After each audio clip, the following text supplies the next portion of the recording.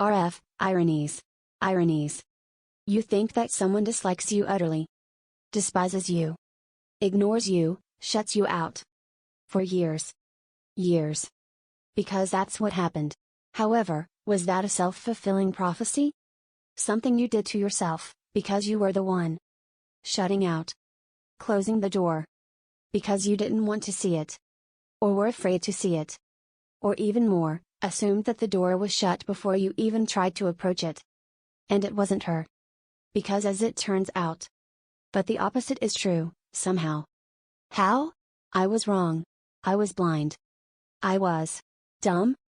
Because it's obvious now. She wants you. She adores you. ...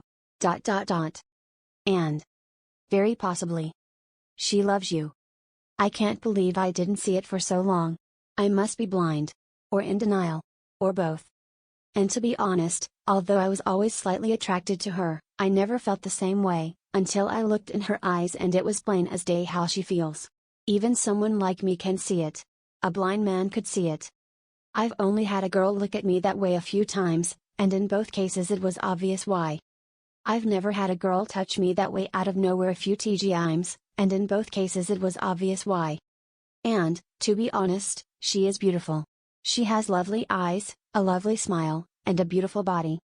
For obvious reasons, it would never work out.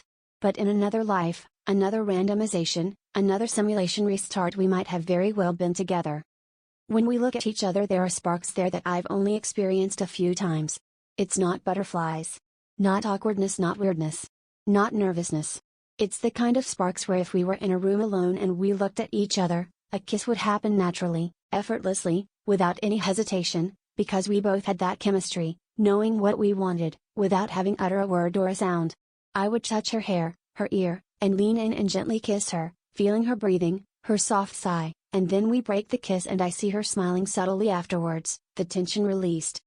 I can't get her out of my head, and it's very likely the feeling is mutual. Why does this torture have to happen? Nothing good can come of it. I guess it's one of life's games, mysteries. Or even oddities. The human comedy, or whatever you call it. I just can't believe that it reveals itself this way, the irony. We like each other. We want each other. And in the right circumstance, in another reality, we would have already fallen for each other. I can't believe it took years, to see something right in front of your face, because you were too busy averting your gaze, and could not make out the wrinkled details you were subconsciously tucking away while your eyes looked elsewhere.